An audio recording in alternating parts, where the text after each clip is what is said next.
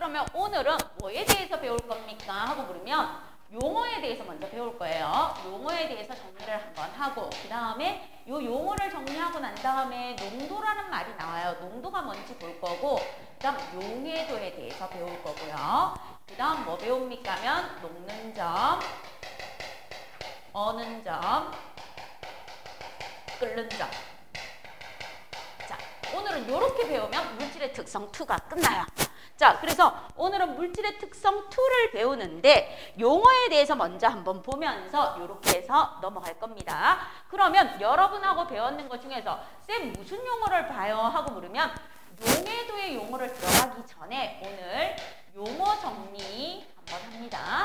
용어 정리에서 뭘 할 거예요? 하고 물으면 용질이라는 용어가 나오고요. 용매라는 용어가 나오고요. 그 다음 용해라는 용어가 나오고요. 용액이라는 용어가 나오고 그 다음 용해도라는 말이 나와요. 용해도.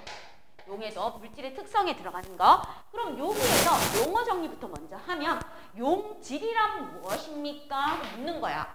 용질이란 용매에 녹는 물질, 즉 다른 물질에 녹아 들어가는 물질이에요. 그럼 녹는 물질이에요. 녹는 물질.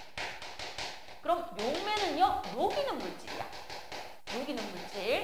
그럼 용해는요, 용질이 용매에 녹아 들어가는 현상입니다. 녹아 들어가서 골고루 섞이는 현상이고 용액은요, 용질이 용매에 녹아 고르게 섞여 있는 상태예요. 섞여 있는 상태. 자, 그럼 요 가지의 용어를 가지고 먼저 설명해 줄게요. 용질이 뭐예요? 하고 물으면 녹는 물질. 우리가 가장 잘 알고 있는 소금, 설탕과 같은 것을 용질이라고 해요. 소금, 설탕. 그럼 소금과 설탕은 물이라든지 이런 액체에 녹아 들어가는 물질이죠. 그쵸? 녹는 물질을 용질이라고 합니다. 알겠습니까? 자, 그러면 오늘 배우는 거에서 용질은요. 오늘 배우는 용어에서는 이런 것들이 들어가요. 질산칼륨, 질산나트륨, 황산구리투, 염화나트륨. 자, 이런 것들이 오늘 배우는 무엇에 들어갑니까? 용질에 들어가요. 알겠죠? 아, 우리가 초등학교 때 배웠던 소금, 설탕, 얘가 용질인데 우리 이제 중학교 2학년 과정에서 배우는 용질에는 질산칼륨이나 질산나트륨이나 황산구리투나 염화나트륨과 같은 아이들이 녹는 물질이라서 용질이라고 하는구나. 이렇게 알아주시면 돼요. 됐죠?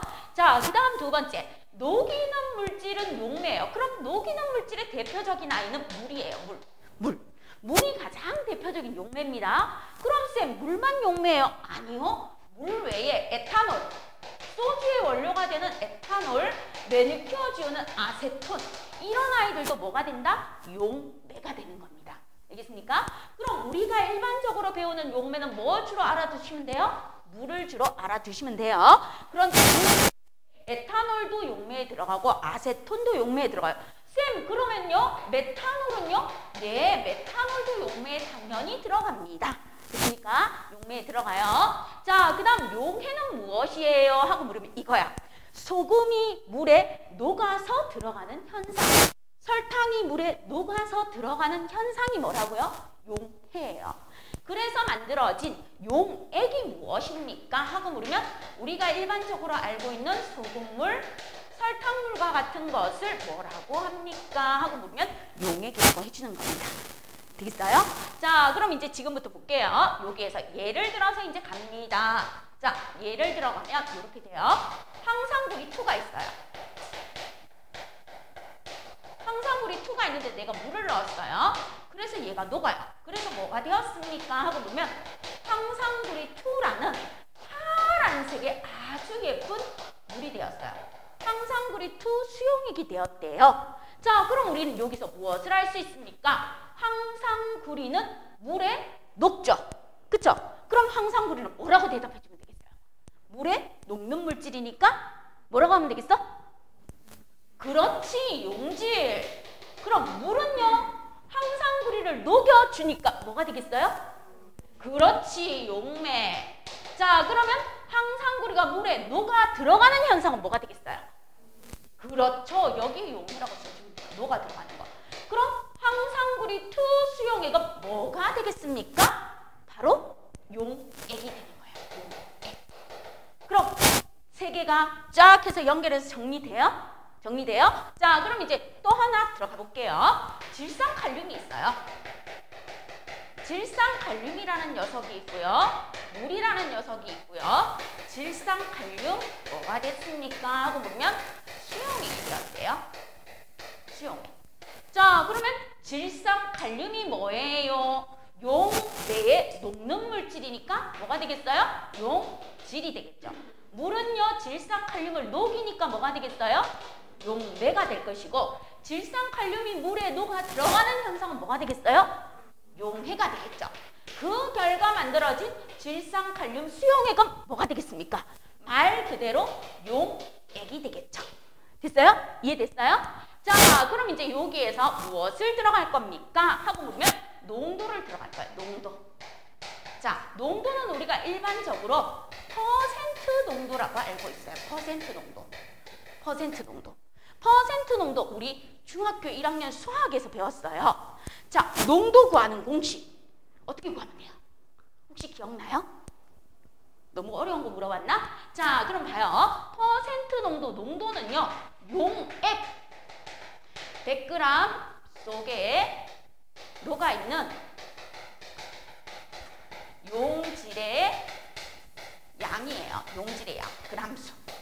용액 100g 속에 녹아있는 용질의 양을 퍼센트 농도로 나타내는 거예요.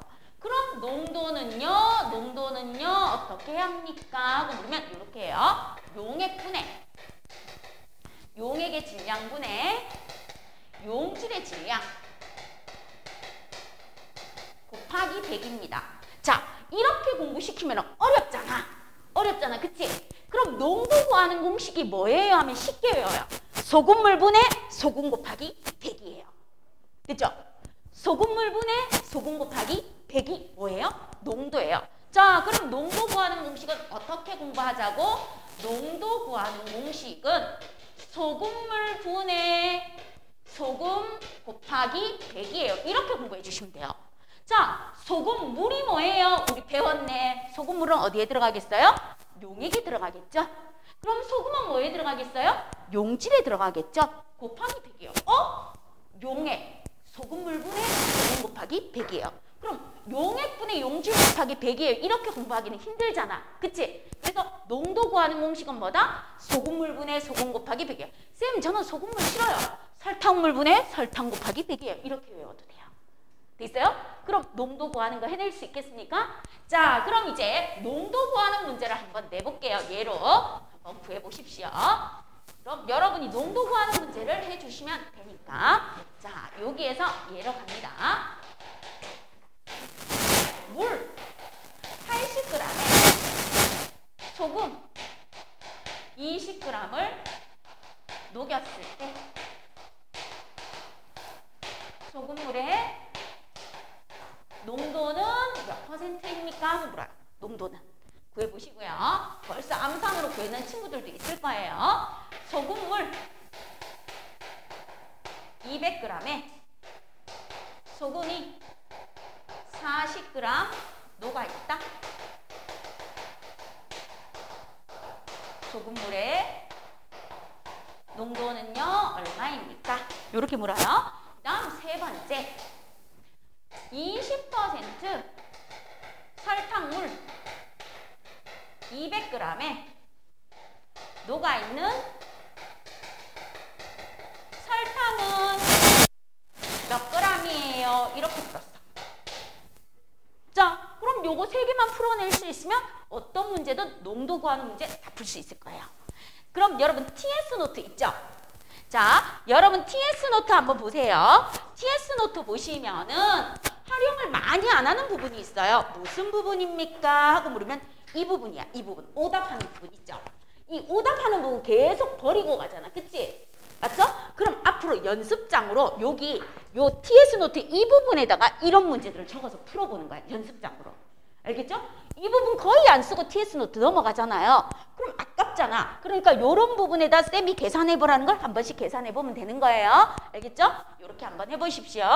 지호는 TS 노트가 없어요? 못 갖고 왔어? 아, 그럼 연습장 하나 갖다 드릴게요.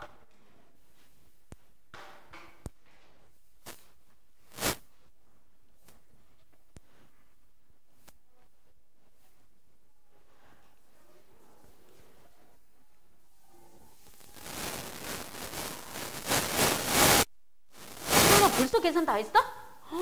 수학 잘해. 자, 그럼 확인 한번 해볼게요. 봐주십시오. 소금물의 농도를 물었어. 소금물을 구하려면 물에다가 소금을 뭐 해줘야지만 소금물이 되겠어? 더 해줘야 되겠죠. 그쵸? 그럼 이제 공식으로 치면 용매 더하기 용질 분해 이렇게 되는 거야.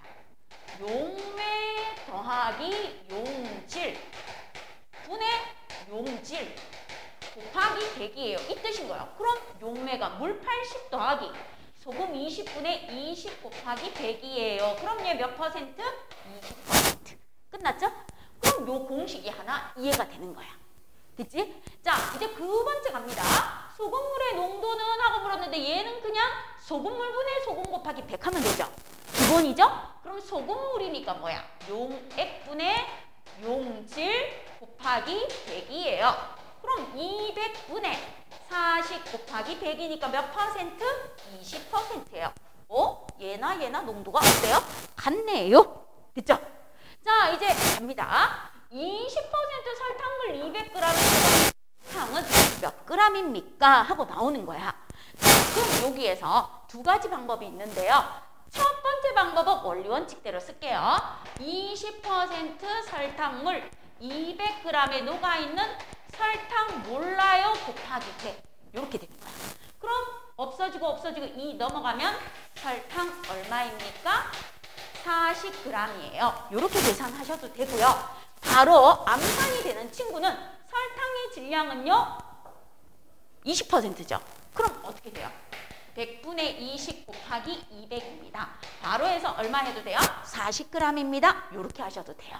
그래서 요거는 여러분이 수학을 잘하니까 수학의 방법으로 풀어주시면 되는 거예요. 알겠죠? 자, 그럼 농도 구하는 거 해결됐죠? 되겠어요? 농도까지 우리 해결했습니다. 자, 그럼 이제 본격적으로 물질의 특성에서 가장 중요한 누구를 보러 갑니까? 그러면 용해도를 보러 가요. 자, 용해도는 정의부터 잘 기억해야 돼요. 용해도의 정의는 무엇입니까? 어떤 온도에서 제일 중요한 말이 이거예요. 용매 100g에 용매 100g이에요. 용매 100g에 최대한 녹을 수 있는 용질의 무엇입니까? 그람수라는 거예요. 용질의 그람수. 어떤 온도에서 용매 100g이에요. 용매 물 100g 또는 에탄올 100g, 아세톤 100g. 용매 100g입니다. 그럼 시험에서 낚이라고 이렇게 나와요. 용액 100g에 최대한 녹을 수 있는 용질의 그람수예요. 용액이라는 단어가 들어가면 절대로 안 됩니다. 알겠죠? 그 다음 최대한 녹을 수 있는 즉 다른 말로 하면 포화 상태라는 거예요. 포화 상태가 되었을 때 용질의 그람수입니다. 용질의 그람수. 그럼 용해도는요. 어떤 온도에서 용매 100g, 물 100g에 포화 상태가 되었을 때 녹아있는 용질의 그람수를 용해도라고 해요. 절대로 용액이라는 단어가 들어가면 된다 안 된다? 안 된다. 그래서 시험에서 제일 많이 낚여와요. 쌤이 분명히 100g이라고 엄청 강조했어. 근데 그게 용매인지 용액인지 헷갈려. 그럼 용해도는 항상 용매입니다. 용해도는 항상 뭐라고요? 용매예요. 용매 100g에 최대한 녹을 수 있는 용질의 그람수이다. 그래서 용해도는 단위가 없습니다. 용해도를 구해주세요 했을 때 단위 있다 없다? 단위 없어요. 용해도 구할 때는 단위 쓰면 된다 안 된다? 안 됩니다. 용해도는 단위가 있다요 없다요? 없습니다. 하고 나죠. 물질의 특성에 들어가는 용해도예요. 용해도. 됐어요? 요까지 이해됐어요? 그럼 용해도 정의까지 이해가 됐습니까? 용해도 정의는 용매 100g에 최대한 녹을 수 있는 용질의 그람수를 말해줍니다. 하고 나와주는 거예요. 자, 그럼 이제 본격적으로 용해도에 대해서 들어갑시다. 용어하고 농도까지 우리 연습했으니까 이제 용해도에 대해서 한번 보겠습니다. 용해도란 어떤 온도에서 뭐 100g? 뭐 100g? 온도에서 누구 100g? 그렇지. 용매 100g. 용매 100g에 뭐? 최대한 녹을 수 있는 용질의 무엇이다? 그람수예요. 그래서 용해도는 단위가 있다요? 없다요? 용해도는 단위라는 녀석이 없습니다. 요거 기억해 주시면 돼요. 됐죠? 자, 그럼 이제 용해도의 종류에 들어갈게요. 용해도의 첫 번째 용해도에서 고체 용해도가 나와요. 고체 용해도. 쌤, 고체 용해도란 무슨 말이에요? 아까 했어요. 질산칼륨, 질산나트륨, 황산구리투, 염화나트륨이 물에 녹아 들어가는 걸 고체 용해도라고 합니다. 되겠습니까? 자, 그럼 잘 들어봐요. 소금물을 만들 때, 자, 비커에다가 물 붓고 소금 넣어서 젓죠. 저어서 이렇게 할 때 여기에다 압력 주는 친구 있어요? 없어요? 이러고 압력 주는 또라이는 없죠? 그쵸? 그럼 고체 용해도는 압력의 영향을 받는다 안 받는다? 거의 안 받아요. 그럼 누구에게 영향을 받겠어요? 내가 소금을 많이 녹이고 싶어요. 그럼 물의 양이 많거나 물의 온도가 뭐 하면 돼요? 높으면 되죠. 그쵸? 맞죠? 그래서 고체 용해도는요. 어떻습니까? 하고 물어요. 뭐가 높을수록 고체의 용해도는 뭐 한다? 이렇게 나와요. 뭐가 높을수록? 온도. 온도가 높을수록 고체의 용해도는 증가합니다. 온도가 높을수록. 즉, 온도가 높으면 높을수록 녹는 소금의 양이 많아지겠죠. 그쵸? 온도가 높으면 높을수록 녹는 설탕의 양이 많아지겠죠. 그래서 고체의 용해도는 온도가 높을수록 고체의 용해도가 증가합니다. 그럼 반대로 온도가 낮을수록 고체의 용해도는 뭐 하겠어요? 감소하겠죠. 그럼 여기서 우리는 무엇을 할 수 있습니까? 고체의 용해도는 온도의 영향을 받는다는 걸 알 수 있습니다. 고체의 용해도는 무엇의 영향을 받는다? 온도의 영향을 받고요. 그 다음 고체의 용해도는요. 두 번째, 용매의 종류에 따라 달라집니다.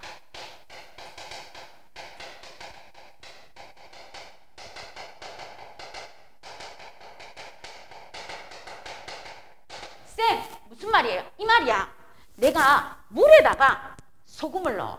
그럼 물에 소금이 녹아. 그런데 소주의 원료가 되는 에탄올에다가 소금을 넣잖아. 그럼 소금이 녹는다 안 녹는다? 안 녹아요. 그죠?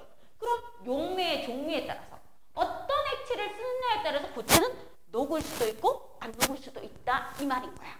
그럼 이해됐어요? 이해됐어요? 자, 그럼 이제 고체의 용해도에 대해서 볼게요.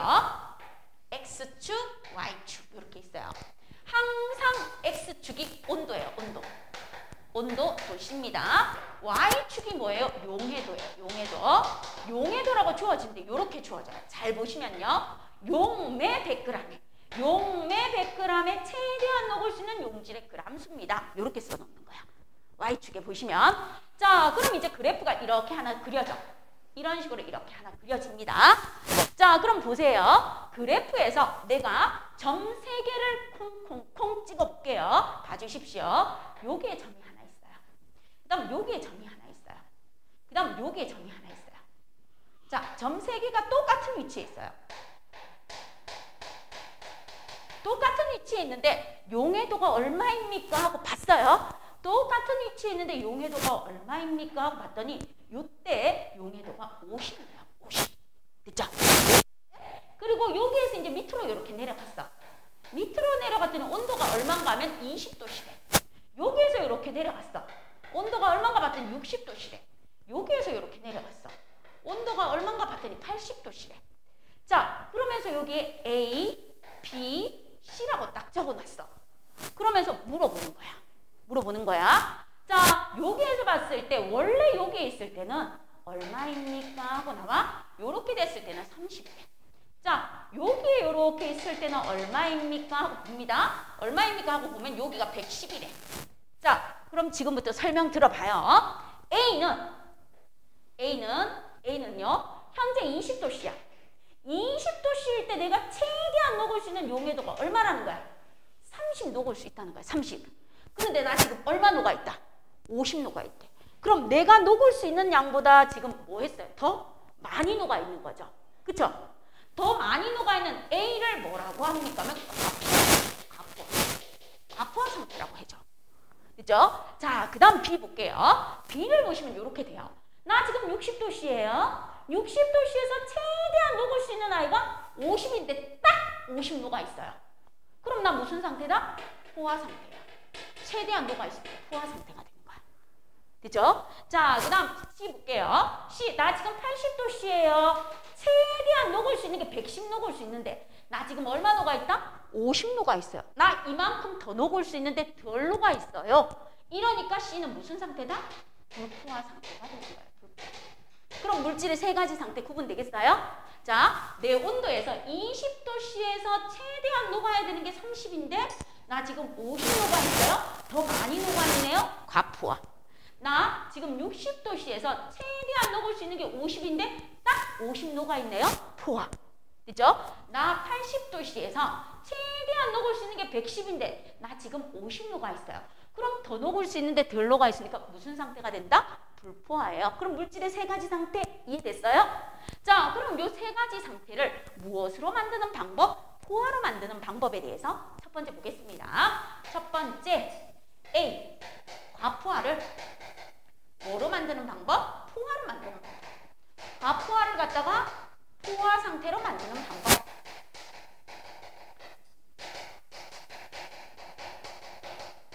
자, 과포화를 포화 상태로 만드는 방법은요, 딱 두 개예요.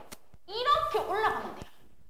자, 그럼 20도씨에서 60도씨로 뭘 높여주면 돼요? 온도를 높여주면 포화가 되겠죠. 그죠? 그럼 첫 번째 방법은 무엇을 해준다? 온도를 높여줍니다. 온도를 높여줘요. 쌤, 저 온도 높이는 거 싫어요. 그럼 이만큼 많이 녹아있는 양만큼 뭐 시키면 돼요? 바닥에 가라앉게 해주면 되겠죠. 그쵸? 바닥에 가라앉게 해주는 거 요거를 갖다가 석출량이요. 석출량. 많이 녹아있는 아이를 빼내는 거예요. 빼내는 거. 그럼 두 번째 무엇을 구하면 돼요? 석출량을 구하면 돼요. 석출량. 그럼 석출량은 어떻게 구해요? 현재 내가 녹아있는 50에서 20도씨에서 최대한 녹을 수 있는 양을 빼주면 돼요. 20도씨에서 최대한 녹을 수 있는 양을 빼주면 20g을 석출시키면 된다. 이렇게 해주시면 돼요. 그럼 어려운 거 있어요? 없어요? 없죠? 충분히 이해되죠? 과포화할 때. 자, 그 다음 두 번째. B. 포화. 자, B는 포화 상태예요. 쌤, 포화 상태에서 뭐 하려고요? 요게 시험 문제 나와요. 곡선위에 있는 모든 점은 포화예요. 얘도 포화, 얘도 포화, 얘도 포화. 자, 그러면 포화 상태일 때 문제에서 요게 나옵니다. B는 포화 상태예요. 그럼 요렇게 나와요.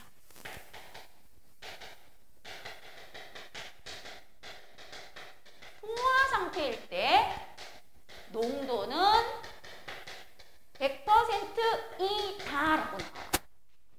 포화 상태일 때 농도는 100%이다라고 나와요. 자, 농도 구하는 공식은 아까 했어요.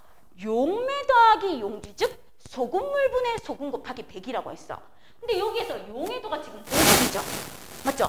용해도가 50이라는 건 물 얼마에 50도가 있다는 거야? 물 100에 50도가 있다는 거야. 됐죠? 용해도가 50이라는 건 물 100에 50도가 있다는 거예요.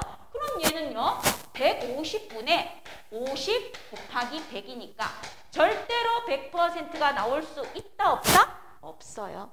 있습니까? 그래서 포화 상태일 때 농도는 100%이다. 이 문장이 나오면은 맞다, 틀렸다? 절대로 농도는 100% 나올 수 있다, 없다? 없다. 용해도 숫자에다 물 100을 더해줘야 되니까. 항상 물 100을 더해주는 거. 130분의 30 곱하기 100. 150분의 30 곱하기 100. 210분의 110 곱하기 100이니까 절대로 100% 나온다, 안 나온다? 안 나온다. 요거 절대 낚이지 마세요. 알겠습니까? 포화 상태일 때 농도는 100%입니다. O다, X다, X. 절대로 100% 나온다, 안 나온다? 안 나온다. 됐죠? 요거 쉬운 거 같은데 지금 설명 들으면 아 연락 쉽다 하는데 나중에 헷갈려서 틀려요. 틀리지 마요. 왜 농도 100% 안 나온다고요? 용해도는 항상 물 100을 더해줘야 되기 때문이에요. 알겠습니까? 물 100을. 자, 그 다음 이제 세 번째 갑니다. 세 번째가 누구입니까? 불포화예요. C, 불포화를 포화 상태로 만드는 방법.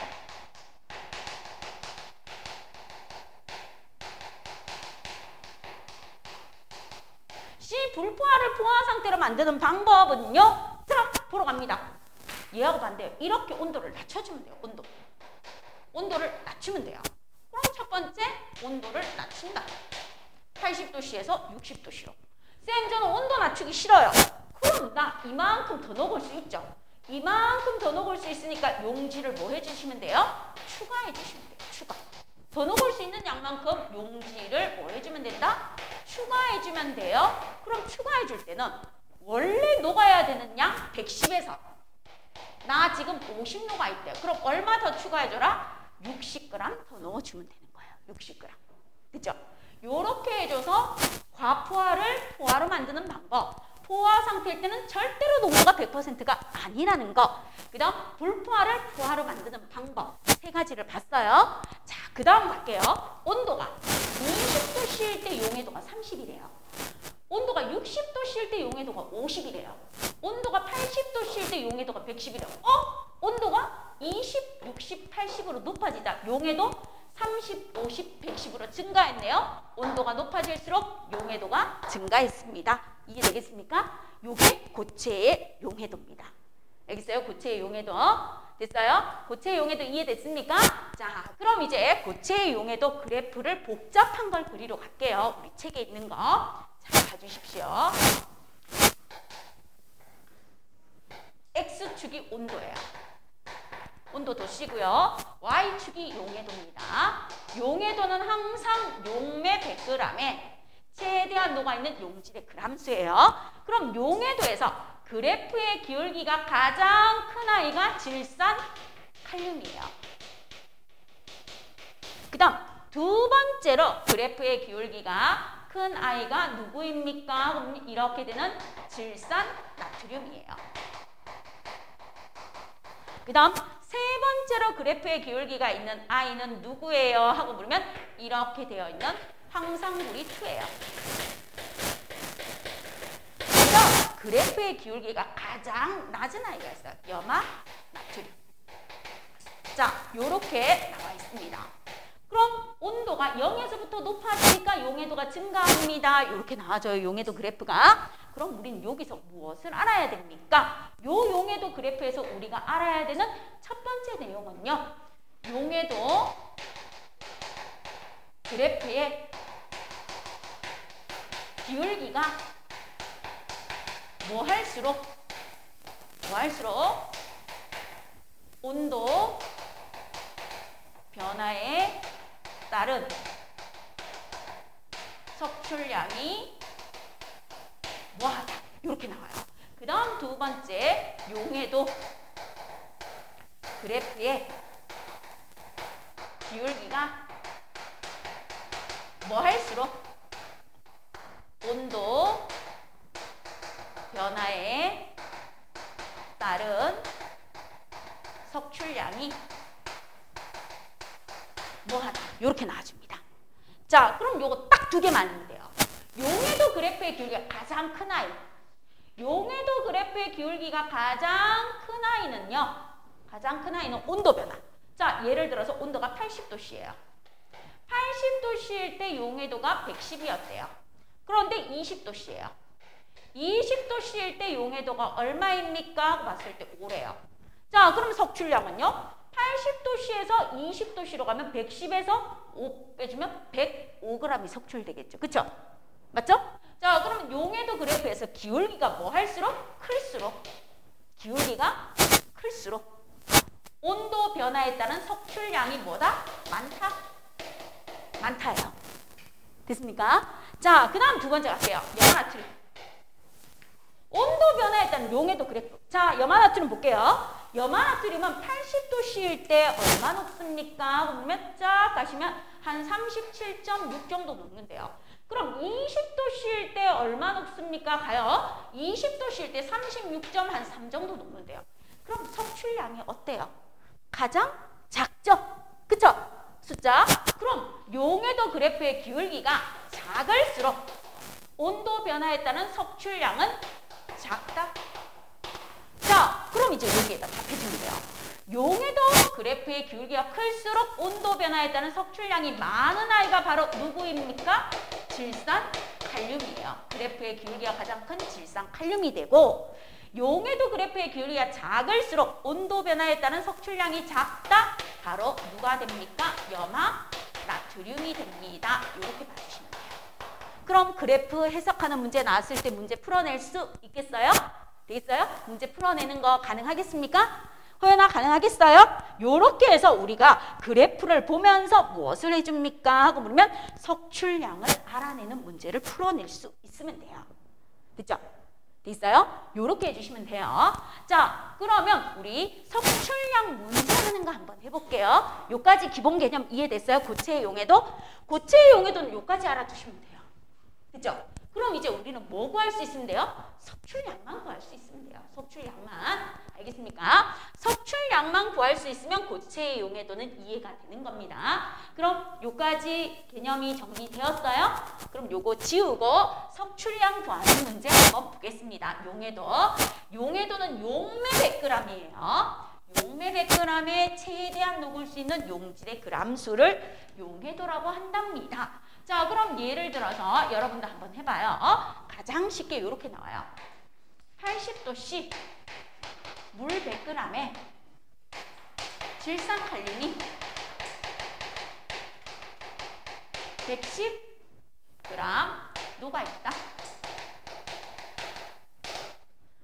20도씨로 온도를 낮추면 섭취량은 얼마입니까? 이렇게 묻는데 단 20도씨에서 질산칼륨의 용해도는 40이다. 이렇게 주어졌어. 자, 그 다음 이제 두 번째 문제 갈게요. 두 번째 문제는 어떻게 나왔습니까?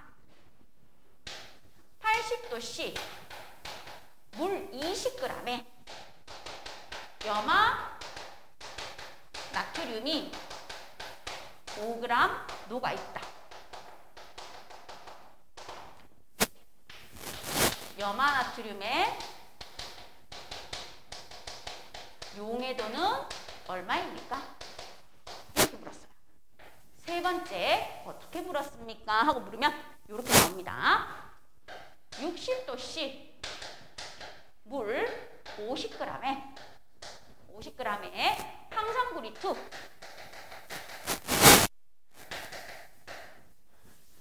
30g을 넣었더니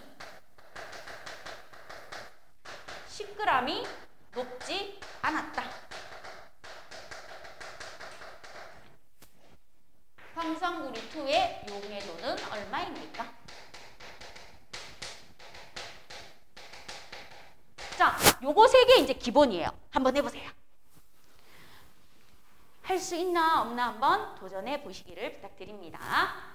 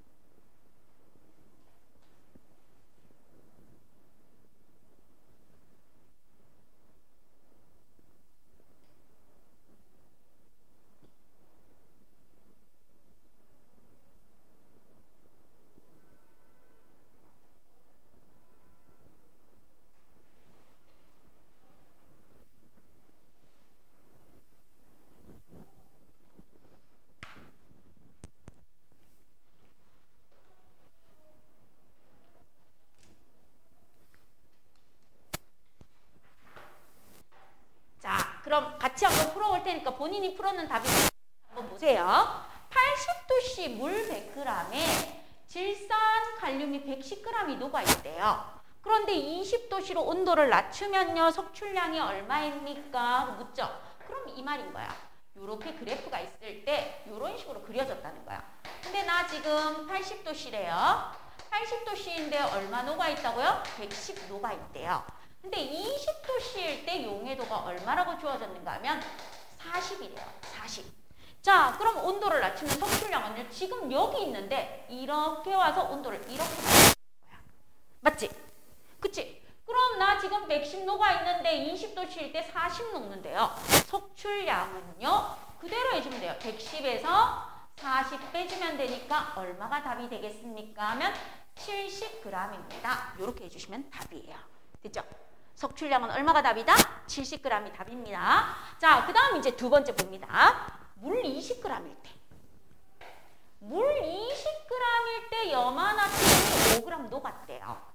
그럼 염화나트륨의 용해도는요? 하고 묻죠. 그럼 이제 용해도의 정의를 생각해라 이 말인 거야. 용해도의 정의는요. 어떤 온도에서 용매 100g에 최대한 녹을 수 있는 용질의 그람 수죠. 그쵸? 그럼 여기에서 봐요. 물 20g일 때 염화나트륨이 5g 녹아있대요. 그럼 물 20g일 때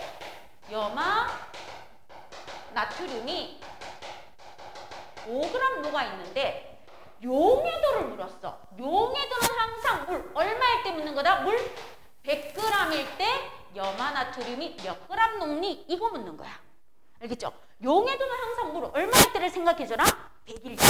됐습니까? 그럼 이제 다 됐네. 물 20에서 물 100이 되면 몇 배 증가하면 돼요? 5배. 5배 증가하면 돼요. 물 20일 때 5g 녹으면 물 100g일 때 얼마 녹겠습니까? 하고 묻는 거야. 그럼 5, 25에서 25g이 녹겠죠. 그럼 용해도는 단위가 없으니까 답 얼마다? 25라고 적어야 돼요. 25g이라고 적으면 된다 안 된다? 안 된다. 용해도는 단위가 있다 없다? 없다. 한 번 더 강조했습니다. 되겠어요? 자, 그럼 이제 마지막 문제 풀 수 있을 거예요. 보십시오. 자, 갈게요. 물 50g에 내가 황산구리 30을 넣었는데 10g이 녹지 않았대. 그럼 얼마 녹았다는 거야, 황산구리가? 30g 넣었는데 10g이 안 녹았대. 그럼 얼마 녹았다? 20g 녹았다는 거죠. 20g. 요거 찾아내야 돼요. 그럼 이제 다 됐네. 용해도 물었네. 이제 할 수 있어요, 쌤. 물 50g에 황산구리가 20g 녹았대요, 황산구리가. 그럼 용해도를 물었네요. 용해도는 항상 물 얼마일 때를 묻는 거예요? 100g일 때. 황산구리 2는 얼마 녹습니까? 하고 묻는 거네요. 그럼 몇 배 증가했어요? 2배 증가했죠? 그쵸? 2배 증가했네요. 그럼 얘 2배 증가하면 되니까 40이네요. 용해도는 단위가 있다요? 없다요? 없다요. 40. 이렇게 해주면 돼요. 그럼 어떻게 푸는지. 다 풀어내는 거 할 수 있습니다. 여기까지 됐습니까? 요게 기본입니다. 그럼 응용 문제 들어갈게요. 한번 또 도전해 보세요. 자, 얘 갑니다. 고체 용해도 계산할 수 있어야 되는 게 제일 중요해서요. 자, 그러면 갈게요. 80도씨 물 200g에 질산 나트륨이 180g 녹아있다. 20도씨 물 200g에 질산 나트륨에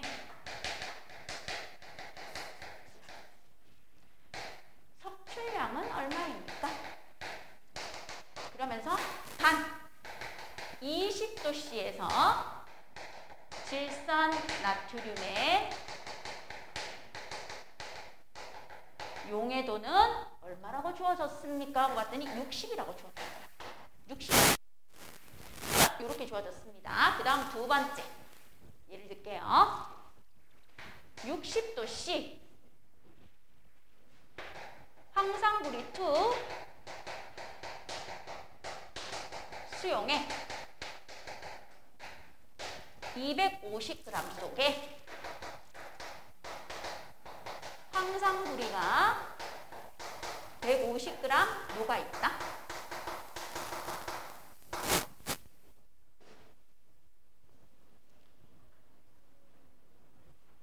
40도씨 황상구리 2의 석출량은 얼마입니까? 40도씨에서 황상구리 2의 용해도는 20이다. 이렇게 줬어요. 둘 다 석출량 구해야 돼요.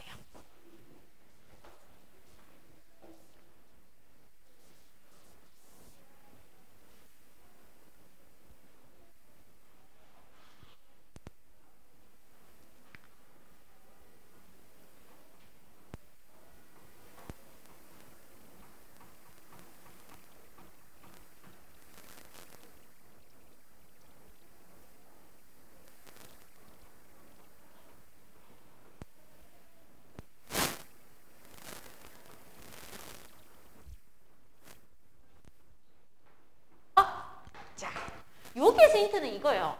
물 200. 물 200일 때 180노가 있대요. 그런데 20도씨에서 질산나트륨의 용해도는 60이래요. 그럼 여기에 숨은 뜻만 알면 돼요. 20도씨 질산나트륨 용해도가 60입니다. 이 말은 물 100g일 때 질산나트륨이 얼마 녹아있다? 60g 녹아있습니다. 이 뜻인 거야. 그런데 물 얼마일 때 물었어? 200일 때 물었죠? 그럼 몇 배 해주면 돼요? 2배 해주면 돼요. 2배. 그쵸? 그럼 물 200일 때 녹아있는 180. 20도씨에서 물 100일 때 60 녹는데 물 200일 때는요? 120 녹겠죠? 맞죠? 그럼 석출량은 60g입니다. 이렇게 해주시면 돼요. 됐죠? 되겠어요? 2배 해주시면 돼요. 2배. 용해도라는 말 뜻 안에는 물 100g일 때 요만큼 녹아요. 요 뜻이 숨어 있는 거예요. 알겠죠? 그래서 이제 생각을 해야 되는 거예요. 생각. 숨은 뜻. 용해도는 항상 물 100일 때다. 물 100일 때 60 녹아 있는데 물 200일 때 물었으니까 2배에서 빼주면 되겠구나. 요것만 생각해내면 답은 쉽게 나와요. 알겠죠? 근데 요거를 생각 못하면 답이 나온다 안 나온다? 뭐 이런 개떡 같은 문제가 있어. 이렇게 되겠죠. 그쵸? 그래서 생각을 해줘야 됩니다. 알겠습니까? 고체 용해도. 자, 그럼 이제 여기서 가서 볼게요. 황상구리 2 수용에 250g 속에 황상구리 2가 150g 녹아있대. 150g 빼니까 물이 얼마 나와요? 100이 나오죠. 그쵸? 그럼 요 말은 무슨 뜻이에요? 하면 물 100g 속에 황상구리 2가 얼마 녹아 있다는 뜻이에요? 150g 녹아 있습니다. 이 뜻을 이렇게 써놓은 거야. 말 뜻을 이제 풀어낼 수 있어요. 요게 생각하는 문제예요. 알겠습니까? 생각하는 거. 황상구리 수용액 250. 수용액은 물 더하기 용질이라 했는데 용질이 150이네? 그럼 물 100이라는 뜻이네. 150g 녹아 있대요. 그럼 황상구리의 석출량은요? 용해도도 물 100일 때. 물 100g일 때 얼마 녹았다고요? 황상구리 2가 20 녹아 있대요. 20. 그럼 다 됐네요. 60도씨 물 100일 때 150 녹는데 이 40도씨 물 100일 때 20 녹는데요. 그럼 얼마 석출된다? 130g 석출됩니다. 이렇게 해주시면 돼요. 요게 바로 고체의 석출량 계산하는 거예요. 기본에서부터 살짝 응용이 들어가는 것들. 알겠죠? 요거를 은근 생각해서 잘 풀어내는 친구들이 뭐 하는 거예요? 문제에서 이해력이 좋은 친구들입니다. 그래서 이렇게 풀어주시면 돼요. 요게 바로 무엇입니까? 하고 물으면 용해도에서 고체의 용해도에 대해서 여러분하고 했습니다. 되겠습니까? 자, 그럼 지금부터 쉬는 시간 10분 드리고요. 기체의 용해도하고 녹는 점, 어는 점, 끓는 점에 대해서 할게요. 고체의 용해도가 제일 중요해요. 그래서 고체의 용해도에 대해서 계산하는 문제에 시간을 많이 투자했습니다. 알겠습니까? 그럼 지금부터 10분간 쉬십시오. 자, 그럼 이제 두 번째 뭐에 대해서 볼 겁니까? 하고 물으면 기체의 용해도에 대해서 볼게요. 기체의 용해도는 고체의 용해도보다 훨씬 쉽습니다. 그럼 두 번째 기체의 용해도에 대해서 보겠습니다. 고체의 용해도는 온도에는 영향을 받고 압력에는 영향을 받았다, 안 받았다? 안 받았어요. 압력의 영향을 다 받아요. 자, 그러면 여경아, 탄산음료는 어떨 때 내가 마시면 가장 톡 쏘는 맛이 많이 느껴져요? 탄산음료를 마신다고 예를 들면 어떨 때 목에서 막 터지는 탄산이 많아요? 어떨 때? 괜찮아. 본인이 느꼈는 걸 얘기해 주시면 돼요.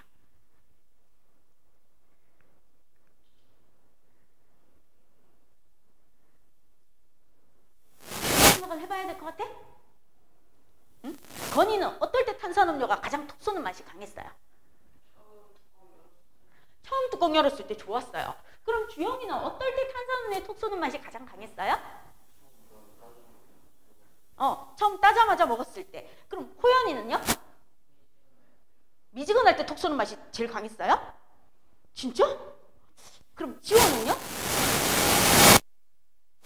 흔들고 먹었을 때 톡 쏘는 맛이 가장 강했어요?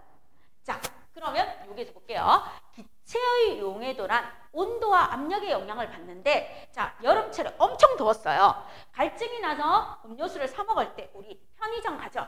그럼 어디? 편의점 냉장고 안에 들어있는 탄산음료를 딱 꺼내죠. 그죠? 그리고 계산하자마자 딱 따서 마시면 가장 시원하고 톡 쏘는 맛이 많이 느껴지죠. 그죠? 자, 냉장고 안에서 꺼냈어요. 온도가 어떻다는 거예요? 낮다는 거죠. 그쵸? 그 다음에 마개가 막혀있는 아이를 내가 땄죠? 그쵸? 마개가 막혀 있었다는 건 압력이 어떤 상태로 있었을 때? 높은 상태. 이때가 탄산이 가장 많이 있는 거예요. 그러면 내가 반대로 우리 호연이는 미지근할 때라고 했는데, 그럼 쌤이요, 냉장고에서 사이다를 꺼내가지고 사이다를 따서 컵에다 따라놨어요. 컵에다 따라서 식탁에다가 한 2시간 정도 뒀어요. 2시간 정도 두고 난 다음에 마시라고 줬어요. 그럼 걔는 탄산음료가 시원해요? 안 시원해요? 안 시원하죠. 톡 쏘는 맛이 많이 있어요? 없어요? 없죠. 무슨 맛이 많이 느껴져요? 단맛이 많이 느껴지죠. 그쵸? 설탕물 맛이 많이 느껴집니다. 되겠습니까? 자, 그럼 우리는 여기서 무엇을 할 수 있습니까? 기체의 용해도는 온도와 압력의 영향을 받는데요. 어떻게 영향을 받아요? 하고 물으면 온도가 뭐 할수록 기체의 용해도는 뭐 합니다. 그리고 압력이 뭐 할수록 기체의 용해도는 뭐 합니다. 자, 이거는요 무슨 말입니까 하면 탄산음료에 탄산이 가장 많이 녹아있는 조건을 말하는 거예요. 많이 녹아있는 조건.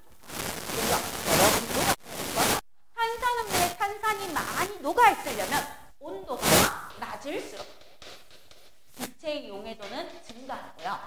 그 다음 마개가 막혀 있어야 되니까 압력이 높을수록 기체의 용해도는 증가합니다. 따라서 기체의 용해도는요 어떻습니까 하면, 따라서 기체의 용해도는 뭐에는 뭐하고 뭐에는 뭐 한다라고 한 문장으로 이렇게 쓸 수 있어요. 기체의 용해도는 온도는 낮을수록이니까 반비례하고, 압력은 높을수록이니까 뭐 한다? 비례한다. 이렇게 정의할 수 있습니다. 그럼 이해되겠어요? 탄산음료는 냉장고에 마개가 막혀 있을 때 탄산이 가장 많이 녹아 있어요. 기체의 용해도가 가장 높아요. 이 뜻인 거예요. 그럼 이해되겠습니까? 이해되겠어요? 자, 그럼 여기에서 우리 볼게요. 이거 끄고 지금 녹화 중 아니세요? 예. 정신이 없어 먼저 오게. 자, 그러면 이제 볼게요. 기체의 용해도는 온도에는 반비례합니다. 그래서 이렇게 그래프가 그려져요. 기체의 용해도하고 온도는 무슨 관계입니까? 그 다음 기체의 용해도하고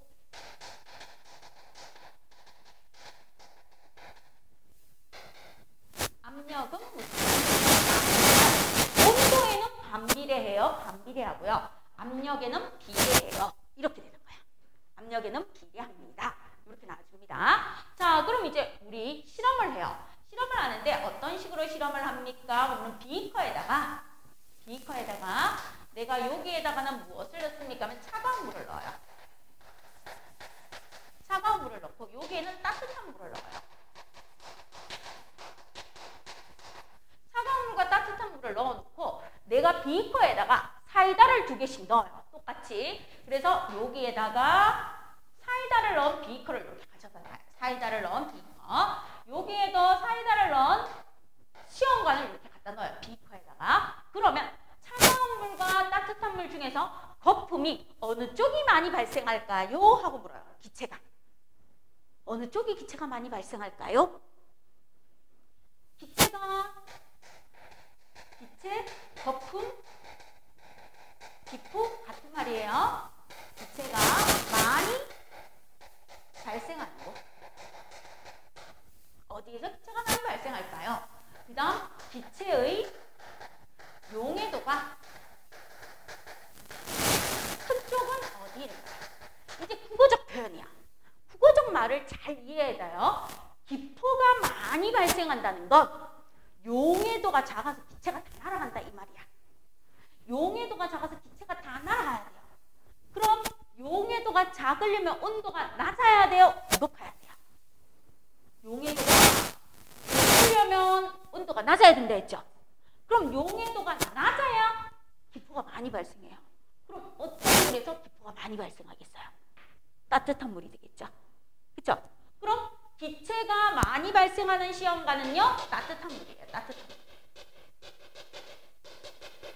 자, 그럼 요거는 무슨 뜻이에요? 기체가 많이 발생한다는 말은 무슨 뜻입니까? 하면 기체의 용해도가 작다 이 말이에요. 기체의 용해도가 작아서 거품으로 공기중으로 다 날아가 버린다 이 뜻인 거야. 그죠? 국어적 표현. 요 말장난인데 말을 잘 이해해야 돼요. 말을 잘못 이해하면 다 틀려와요. 알겠어요? 자, 그러면 반대로 기체의 용해도가 큰 쪽은요? 이 말이야. 그럼 기체의 용해도가 큰 쪽은요? 무슨 말인가 하면 많이 녹아있어서 거품이 적게 발생하는 시험관은요? 이 뜻인 거야. 됐어요? 그럼 얘가 무슨 물이 되겠어요? 차가운 물이 되겠어요. 차가운 물. 기체의 용해도가 큰 쪽은 차가운 물이에요. 용해도가 크다는 건 무슨 말입니까? 하면 기포가 적게 발생한다는 거예요. 적게 발생. 기포가 적게 발생해서 탄산이 많이 녹아 있습니다. 이 뜻이 되는 거야. 국어적 표현이에요. 알겠죠? 그래서 여러분 선배님들이 이제 중간고사, 기말고사 시험 볼 때 이 국어적 표현에 낚여서 많이 틀려와요. 국어적 표현. 자, 기체가 많이 생겨요. 거품이 많이 생겨요. 기포가 많이 생겨요. 용해도가 작은 시험관은 누구니? 이 말인 거야. 그리고 용해도가 큰 시험관은 기포가 적게 생기고 많이 녹아있다. 이 뜻인 거예요. 알겠습니까? 반대로 생각해야 돼요. 국어적 표현. 알겠죠? 됐어요? 자, 그 다음에 두 번째 어떻게 실험합니까? 하면 감압용기가 이렇게 있어요. 감압용기 여러분 그 마시멜로 실험했는 거. 감압용기에다가 내가 이렇게 사이다를 넣어요. 사이다를 넣고 여기 공기가 100개 있다고 칠게요. 이해하기 쉽게. 자, 이렇게 공기가 100개 있을 때 이렇게 감압용기를 넣어놓고 내가 감압용기로 쭉쭉 해서 공기를 쫙쫙쫙 빼내요. 됐죠? 자, 감압용기를 이렇게 해가지고 여기 사이다가 이렇게 있어요. 내가 감압용기를 해서 공기가 100개 있었는데 공기를 10개만 남기고 몇 개를 빼냈어요? 90개를 빼냈어요. 90개를 빼냈어요. 공기를 쫙쫙쫙 빼냈어요. 자, 그러면 공기가 100개 있는 거에서 공기가 10개로 줄이면 압력이 커졌어요? 작아졌어요? 작아졌죠? 그쵸? 맞죠? 공기가 100개 있을 때 압력보다 공기가 10개 있을 때 압력이 더 작을 거 아니야. 그치? 맞지? 자, 그러면 압력이 뭐 했습니까? 작아졌어요. 압력이 작아졌으니까 기체의 용해도도 뭐 해지겠어요? 작아집니다. 기체의 용해도가 작아졌으니까 거품이 뭐 하겠습니까? 거품이 많이 발생해요. 그래서 내가 감압용기에 공기를 자꾸 빼내면 사이다에서 거품이 뽕뽕뽕뽕뽕뽕 자꾸 발생하는 거예요. 왜요? 압력이 낮아져서 용해도가 감소했으니까 사이다에 녹아있는 이산화탄소 기체가 막 위로 올라와 버리는 거예요. 그래서 용해도가 뭐 해진다? 감소하면서 거품이 많이 발생합니다. 거품이 많이 발생해요. 용해도가 작아요. 이 뜻인 거야. 그럼 이해되겠습니까? 됐어요? 온도와 압력, 기체의 용해도. 됐어요? 여기까지 이해됐어요? 자, 그럼 이제 질문합니다. 여러분이 문제를 풀어봅니다. 여기까지 이해됐으면 문제 푸는 거. 0도씨 차가운 물이 있어요.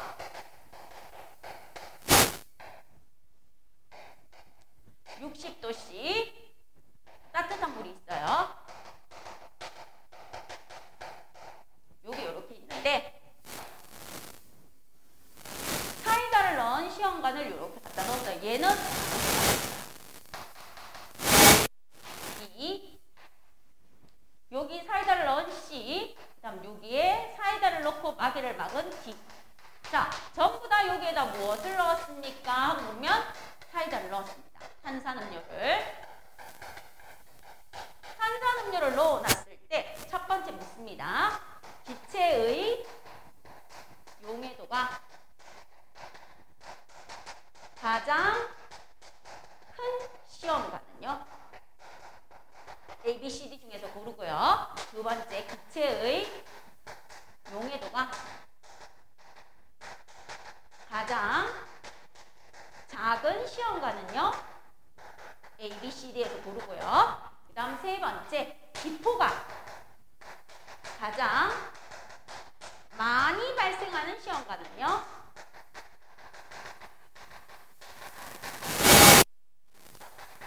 A, B, C, D 중에서 고르고요. 네 번째, 기포가 가장 적게 발생하는 시험관은요? A, B, C, D에서 골라줍니다.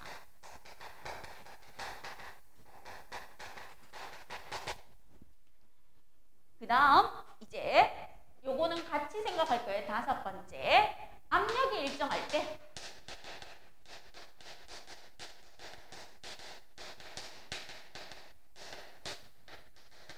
온도에 따른 기체의 용해도. 용해도를 비교하고 싶어요. 비교하고 싶은데 어떻게 해야 됩니까? 그 다음 온도가 일정할 때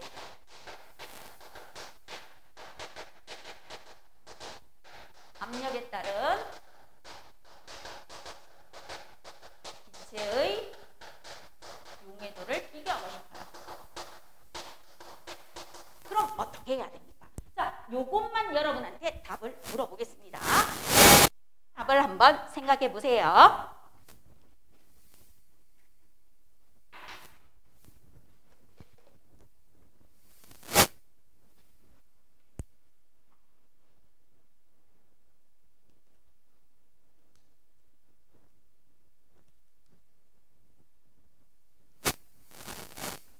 자, 그럼 지호부터 먼저 물어볼게요. 지호는 1번의 답은 무슨 시험관? B. 2번의 답은? C. 3번의 답은?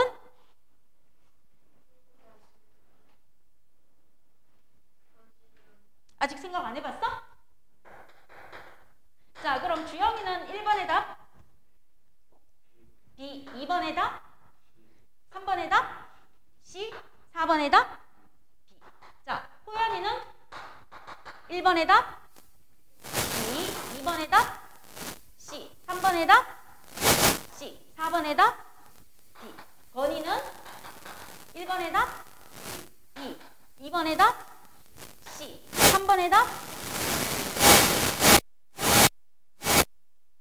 맞어? 자, 그 다음 우리 여경이는 1번의 답?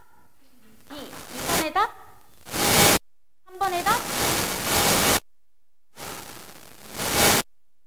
자, 그럼 이제 지호 답 생각해 봤어요? 3번의 답? C. 4번의 답? D. 그럼 건이는? D. 자, 그럼 우리 전부 다 답이 통일됐죠? 확인 들어갈게요. 기체의 용해도가 가장 큰 시험관은요, 온도가 낮고 압력이 높아야 돼요. 그럼 온도가 낮아야 되니까 A와 B 중에요. 압력이 높아야 되니까 마개가 막혀있는 B. 전부 다 맞았습니다. 자, 그 다음에 기체의 용해도가 가장 작은 시험관은요. 온도가 높고 압력이 낮아야 돼요. 그럼 온도가 높으니까 따뜻한 물이고 압력이 낮아야 되니까 마개가 열려 있어야 되는 C 전부 다 맞았습니다. 됐죠? 자, 그 다음 이제 갑니다. 말장난. 기포가 가장 많이 발생하는 시험관은 기체의 용해도가 가장 작은 시험관이죠. 그쵸? 그래서 전부 다 C가 되는 거예요. C. 그럼 기포가 가장 적게 발생하는 건 기체의 용해도가 뭐 한 것을 찾아라? 가장 큰 것을 찾아요. B가 되는 거예요. 아, 국어적 표현이 이렇게 바뀌는구나 하는 거 한눈에 볼 수 있겠어요? 그럼 여러분 전부 다 완벽하게 잘했습니다. 됐습니까? 자, 이제 요거 보러 갈게요. 압력이 일정할 때 온도에 따른 기체의 용해도를 비교하고 싶대요. 압력이 일정할 때 이렇게 비교해야 돼요. 마개가 있는 A와 C를 비교하거나 A와 C를 비교하거나 또는 마개가 막혀있는 B와 D를 비교해야 돼요. 이렇게 비교해야 돼요. 그렇죠? 똑같아야 되니까 마개가 열려있어서 온도가 다른 A와 C를 비교하거나 또는 마개가 막혀있는 B와 D를 비교할 때 용해도는 어떻습니까? A와 C를 비교하면 A의 용해도가 C보다 커요. 됐죠? 그다음 B와 D를 비교하면 B의 용해도가 D보다 큽니다. 됐습니까? 즉 탄산이 많이 녹아있다 이 말이에요. 용해도가 크다. 자, 그러면 온도가 일정할 때 압력이 따른 기체의 용해도는 온도가 일정할 때는 무엇을 봅니까? 그럼 차가운 물 A와 B만 비교해야 돼요. A와 B. 또는 따뜻한 물 C와 D만 비교해야 돼요. 됐죠? 그럼 A와 B를 비교했을 때 기체의 용해도는요. 마개가 막혀있는 B가 열려있는 A보다 큽니다. C와 D를 비교했을 때는요. 마개가 막혀있는 D가 마개가 열려있는 C보다 용해도가 큽니다. 이렇게 비교해 주시면 돼요. 됐죠? 자, 그러면 온도에 따른 기체의 용해도의 대표적인 예가 누가 있습니까? 우리 일상생활의 대표적인 예가 이거예요. 어항이 이렇게 있어요. 어항 속에 물고기가 있는데 물고기가 이렇게 물 바깥으로 나와서 뭐합니까? 대가리를 내밀어요. 바깥 세상이 궁금해서 그런 게 아니고 여름철 어항 속 물고기가 물 바깥으로 머리를 내밀고 뻐끔뻐끔하고 들어가요. 왜요? 여름철은 온도가 뭐해요? 높죠. 그럼 물속에 녹아있는 산소의 양이 많겠어요? 적겠어요? 산소의 용해도가 온도가 높으니까 적죠. 산소가 부족해서 숨쉬고 살려고 바깥으로 나온 거예요. 알겠습니까? 자, 그래서 온도에 따른 기체의 용해도는 여름철 어항 속 물고기가 물 바깥으로 머리를 내밀어요. 여름철 강이나 호수나 연못 속에 있는 물고기가 대가리를 물 바깥으로 내밀어요. 왜요? 온도가 높아서 물속의 산소의 용해도가 작아서 숨쉬고 살려고 그러는 거예요. 그죠? 자, 그 다음 압력에 따른 기체의 용해도는 이거예요. 탄산음료에 마개를 열자. 뭐가 발생해요? 기포가 발생해요. 탄산음료에 마개를 열자 압력이 낮아졌어요. 압력이 낮아지자 기포가 발생했어요. 기체의 용해도가 뭐 하기 때문에? 감소하기 때문에 기포가 발생하는 겁니다. 됐습니까? 그래서 우리 패스트푸드점에 가면 탄산 주잖아요. 세트 시키면 반드시 얼음을 넣고 탄산음료를 넣어요. 왜요? 얼음이 들어가 있으면 온도가 낮아져요. 온도가 낮아지면 탄산음료의 탄산기체가 오랫동안 녹아있는 거예요. 그래서 햄버거라든지 이런 거 다 먹을 때까지 톡 쏘는 맛이 있으라고 얼음을 넣고 탄산음료를 주는 겁니다. 알겠습니까? 이유 뭐예요? 이게 바로 기체의 용해도입니다. 그럼 기체의 용해도 이해됐어요? 여기까지? 자, 그러면 학습 내용 체크해서 문제는 답이 금방 나올 거예요. 97쪽 한번 풀어주시면 됩니다.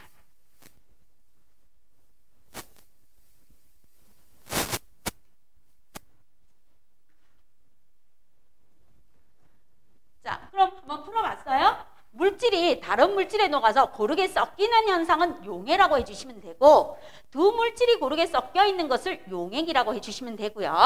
어떤 온도에서 일정량의 용매의 용질이 최대로 녹아있는 용액을 포화용액이라고 해주시면 되고요. 고체의 용해도는 온도가 높을수록 증가하고 기체의 용해도는 온도가 낮을수록 압력이 높을수록 증가합니다. 이렇게 해주시면 돼요. 됐죠? 자, 그럼 이제 마지막 녹는 점, 어는 점, 끓는 점에 대해서 봅시다. 여기는 쉬워요. 여기는 앞에서 있는 게 고체의 용해도, 기체의 용해도가 중요하고 고체의 용해도의 석출량이 엄청 중요해서 시간을 많이 투자한 거예요. 그 다음 녹는 점, 어는 점, 끓는 점은 여러분도 알고 있고 아주 쉬운 부분이라서 같이 봐주시면 됩니다. 자, 그럼 이제 녹는 점과 어는 점, 그 다음 끓는 점. 자, 한번 물어볼게요. 지호야, 녹는 점은 뭐니? 지호가 알고 있는 거.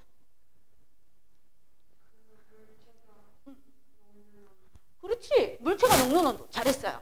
주영아, 어는 점은 뭐예요?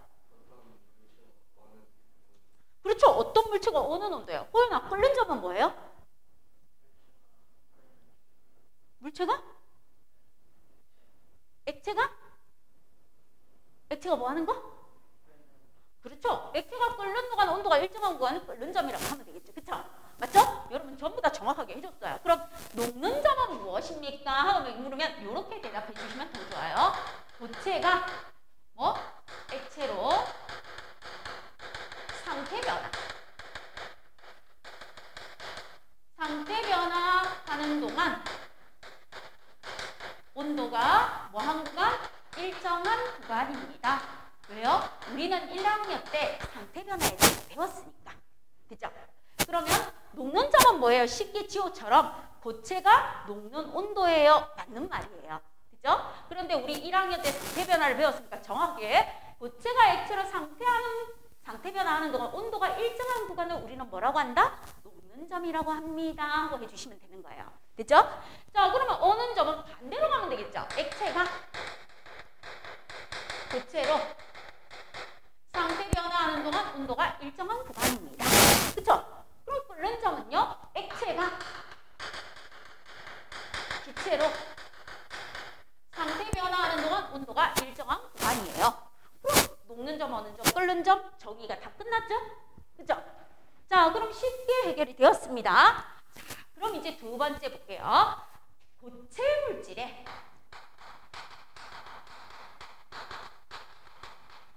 가열 냉각곡선을 볼게요. 고체 물질의 가열 냉각곡선을 봐요. 나프탈렌도 되고 얼음도 되고 뭐 철도 되고 쭉 됩니다. 그럼 이렇게 나와 있어요. X축이 뭐예요? 시간이에요. Y축이 뭐예요? 온도예요. 고체 물질의 가열 냉각곡선은 이렇게 그렸습니다. 온도가 쭉 올라가다가 일정해지고요. 올라가다가 쭉 내려오고 일정해지고 내려갑니다. 바로 뻑큐 그래프가 그려져요. 뻑큐 그래프. 자, 그럼 어떻게 됩니까? 그럼 여기가 고체예요. 여기도 고체예요. 여기 액체예요. 여기 액체예요. 다시 액체, 고체, 고체로 가요. 그럼 우리 시험 문제 나올 때는 이렇게 가, 나, 가, 나, 마. 그럼 가나, 가라, 마 이런 식으로 나와줄 때 우리는 무엇을 볼 수 있습니까? 요까지. 요까지를 뭐라고 해요? 고체에서 고체, 고체에서 액체, 액체에서 액체로 가니까 가열곡선이라고 보면 돼요. 가열곡선. 그럼 여기는요, 액체에서 액체, 액체에서 고체, 고체에서 고체로 내려오는 요 구간은 무엇이에요? 얘가 냉각곡선이라고 보면 돼요. 올라가니까 가열곡선, 내려오니까 냉각곡선. 어려운 거 있다 없다? 없다. 해결 다 됐지, 그쵸? 자, 그 다음 이제 갑니다. 고체에서 액체로 상태 변화할 때 이 구간을 뭐라고 한다? 녹는 점이라고 해요. 녹는 점. 그럼 액체에서 고체로 상태 변화할 때 온도가 일정한 거 이걸 뭐라고 한다? 어는 점이라고. 그런데 여기서 봤더니 녹는 점과 어는 점이 어떻더라? 같더라. 항상. 그럼 예를 들어서 얼음을 예로 들었습니다. 그럼 여기가 몇 도씨겠어요? 0도씨. 얼음, 물. 얼음은 0도씨에서 녹고요. 물은요 0도씨에서 얼어요. 그래서 항상 같은 물질은 녹는 점과 어는 점이 어떻다? 같다. 됐습니까? 자, 그 다음 이렇게 나와요. 물질의 양이 많으면 녹는 점이 높아진다? B. 얼음이 한 조각 있어도 0도씨에서 녹고요. 얼음이 한 봉지 있어도 0도씨에서 녹아요. 단 얼음이 한 조각 있으면 빨리 녹아요. 그죠? 근데 얼음이 한 봉지 있으면 천천히 녹아요. 시간이 오래 걸릴 뿐이지 녹는 점과 어는 점은 변한다, 변하지 않는다? 변하지 않습니다. 그래서 여기서 제일 중요한 거. 물질의 양. 물질의 양이 많으면 녹는 점이 높아집니다. 됐죠? 자, 물질의 양이 많으면 어는 점이 낮아진다? 틀렸어요. 그럼 무엇이에요? 물질의 양에 관계없이 녹는 점과 어는 점은 항상 일정해요. 그래서 뭐가 되는 거예요? 물질의 특성이 되는 거예요. 그래서 물질의 양이 영향을 받는다, 안 받는다? 안 받는다. 알겠습니까? 물질의 양이 많으면 시간이 오래 걸려요. 물질의 양이 적으면 시간이 짧게 걸려요. 이것만 알아두시면 돼요. 그죠? 자, 그러면 고체와 액체가 함께 있는 구간은 이 구간. 액체와 고체가 함께 있는 구간은 이 구간이에요. 그래서 이 구간을 우리는 어는 점, 이 구간을 뭐라고 한다? 녹는 점이라고 합니다. 그리고 같은 물질은 녹는 점과 어는 점이 어때요? 같아요 하고 알아주시면 되는 겁니다. 됐어요? 그럼 녹는 점에서 어려운 문제 있다요? 없어요. 끝났어요. 그럼 불꽃의 세기가 세면요? 빨리 녹겠죠. 불꽃의 세기가 약하면요? 천천히 녹겠죠. 그쵸? 그런 것밖에 없지. 물질의 양이나 불꽃의 세기에 따라서 좀 변한다, 안 변한다? 안 변해요. 그래서 물질의 양에 관계없이 녹는 점과 어는 점이 항상 일정하기 때문에 녹는 점과 어는 점은 물질의 무엇에 들어갑니까? 특성에 들어가서 물질을 뭐 할 수 있다? 구분할 수 있습니다. 되겠습니까? 이렇게 이해해 주시면 돼요. 그럼 녹는 점과 어는 점에서 우리가 알아야 되는 거 끝! 그쵸? 그럼 녹는 점, 어는 점 끝났어요. 한 판. 되겠습니까? 자, 그 다음 이제 두 번째. 뭘 보러 갑니까? 끓는 점을 한번 보러 갑시다. 끓는 점. 자, 끓는 점에서 액체의 가열곡선.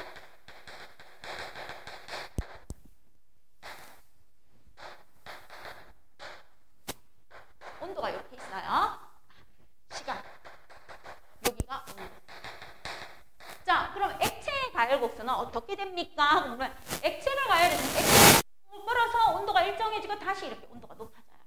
그럼 여기에서 뭐가 있습니까? 액체가 있고요. 액체가 있고요. 기체가 있고요. 기체가 있어요. 그럼 액체가 기체로 상태 변화할 때 온도가 일정한 구간을 우리는 뭐라고 합니까? 그러면 끓는 점이라고 합니다.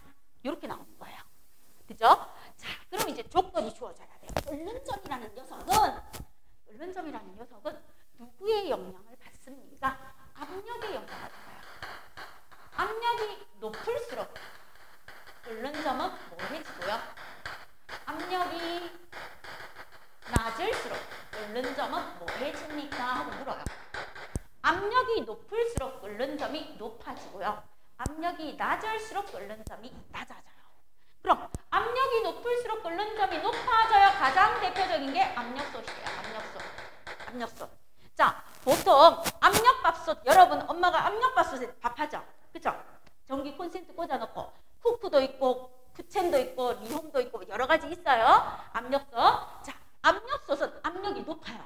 그럼 우리 보통 물은요 1기압에서, 우리 지금 1기압이에요. 자, 우리 지금 1기압인데 공기의 무게 느끼는 친구 있어요? 없어요? 없죠? 쌤, 저 지금 공기가 너무 무거워서 수업 못하겠어요. 이런 친구 없잖아. 그럼 내 몸 안에 있는 압력과 교실에 있는 압력이 어때서? 같아서 못 느끼는 거예요. 그래서요 1기압입니다. 보통 1기압에서 물은 100도씨에서 보글보글 끓어요. 근데 압력솥 있잖아요. 압력솥은 기압이 1.5기압 정도. 그럼 끓는 점이 한 124도, 143도 돼요. 압력이 좋은 밥솥일수록 압력이 높아서 끓는 점이 높으니까 밥이 찰지고 맛있게 되는 겁니다. 윤기나게. 됐어요? 그래서 압력이 높을수록 끓는 점이 높아지는 원리를 이용한 게 압력솥이에요. 그럼 압력이 낮을수록 끓는 점이 낮아지는 원리를 이용했는 게 무엇입니까? 하면 높은 산 위에서 밥할 때. 높은 산 위에서. 자, 그러면 여러분하고 나하고 전부 다 어디를 가기로 했는가 하면 티벳에 놀러 가기로 했어요. 이게 해발 4,000m 정도 돼요. 자, 그럼 우린 여기서 살고 있는데 해발 4,000m 정도 되는 티벳에 놀러 가기 위해서 우리 전부 다 배낭에다가 코펠 가지고 올라갔어요. 자, 올라가서 한 1,000m 정도 올라가니까 너무 배고파. 그럼 밥 해 먹어야 되잖아. 코펠은 그냥 냄비 이렇게 있는데 뚜껑 얇게 있죠. 자, 내가 쌀 씻혀서 물 넣었어요. 물 넣고 뚜껑 덮고 불 켜서 밥 했어. 근데 밥이 뭐예요? 설익어요. 왜요? 하고 나오는 거야. 해발 1,000m까지 올라갔어요. 그럼 공기가 많아요, 적어요? 1,000m 정도 올라가면 공기가 많아요, 적어요? 적죠? 그럼 압력이 높아요, 낮아요? 공기가 적으면 압력도 낮아지겠죠? 압력이 낮아요. 압력이 낮으면 원래 물은 일기압일 때 100도씨에서 끓어야 돼. 근데 해발 1,000m 올라가니까 일기압이 안 돼. 한 0.8기압 정도 돼요. 알겠죠? 0.8기압 정도 되면 물이 80도씨에서 끓어요. 물이 80도씨에서 끓어서 이미 다 날아가요. 쌀이 밥이 되려고 물 먹으려 했더니 물이 공기 중에 다 날아가고 없네요. 그럼 쌀이 밥이 제대로 되겠어요? 안 되겠어요? 안 돼요. 그래서 높은 산 위에서 밥을 하면 밥이 설익습니다. 그럼 이제 우리는 과학을 배웠잖아요. 자, 높은 산 위에 가면 압력이 낮아진대요. 밥이 설익지 않기 위해서는 코펠 위에다가 돌덩어리 하나 딱 올려놓으면 돼. 돌덩어리 하나 딱 올려놓으면 돌덩어리가 뭘 눌러주는 거야? 압력을 주는 거겠지. 그쵸? 압력을 줬으니까 물이 날아가는 걸 뭐 해주겠어요? 막아주는 거예요. 됐어요? 그 다음에 높은 산 위에 사는 사람, 티벳이나 네팔 해발 3,000~4,000m에 사는 사람들은요, 밥을 할 때 어떻게 하는가 하면요, 냄비에서 압력을 크게 하기 위해서 밀가루 같은 걸로 냄비 이렇게 막아요. 냄비 틈을 막아줘요. 그리고 우리 조상들은요, 압력을 크게 할 때 밥이 맛있게 된다고 해서 가마솥 있죠. 가마솥에다가 밥을 한 거예요. 가마솥 뚜껑이 가벼워요, 무거워요? 무겁죠. 그럼 압력이 커지니까 밥이 맛있게 되는 겁니다. 됐어요? 알겠어요? 그래서 끓는 점은 누구의 영향을 받는다? 압력. 압력이 높아요? 끓는 점이 높아요. 압력솥, 우리 전통은 가마솥. 됐죠? 압력이 낮아요? 끓는 점이 낮아요. 됐죠? 자, 그럼 압력이 낮아서 끓는 점이 낮다는 거 실험을 하는데 마술이 아니에요. 실험이에요. 보세요. 둥근 플라스크에다가 내가 물을 넣어요. 물. 그럼 여기 공기 들어가 있겠죠? 그럼 알코올 램프로 가열해요. 쌤, 그림이 실력이 어쩔 수 없어요. 자, 알코올 램프로 가열을 합니다. 그럼 물이 보글보글 끓겠죠? 물이 보글보글 끓으면 뭐가 나올까요? 물이 끓으면? 물 끓으면 뭐가 나와요? 수증기가 나와요. 수증기가 공기를 쫙 밀어내요. 그죠? 물이 끓으면서 수증기가 쫙 나오면서 공기를 쫙 밀어내요. 그죠? 물을 한참 끓여주면 어떻게 됩니까? 하고 보면 여기에 물이 있고 여기에 수증기가 꽉 차겠죠? 맞죠? 맞죠? 그럼 여기에다 마개를 딱 막아요. 그죠? 마개를 딱 막고 불 꺼요. 불 끄고 어디에 갑니까? 하고 보면 스탠드에 가요.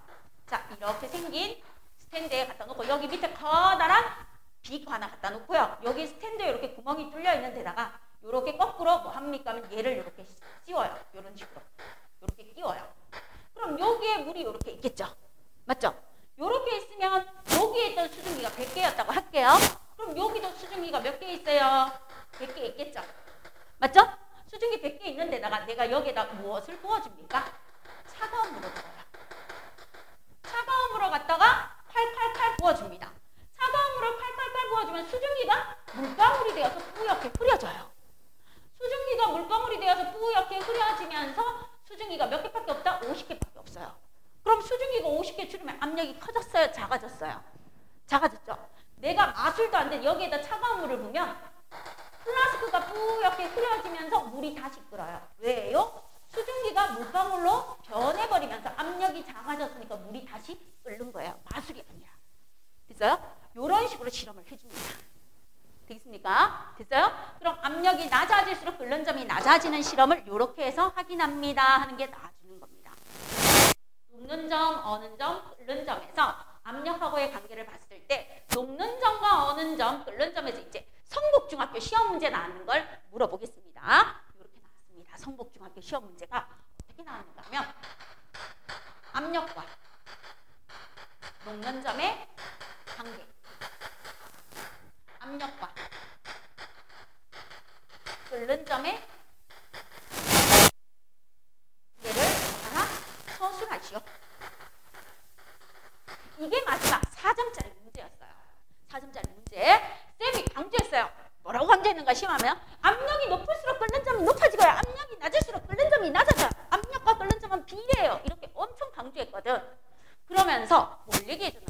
김연아 선수가 스케이트를 타고 있죠. 스케이트의 압력이 높으면 얼음이 어때요? 잘 녹아서 쑥쑥쑥 미끄러지죠. 그쵸?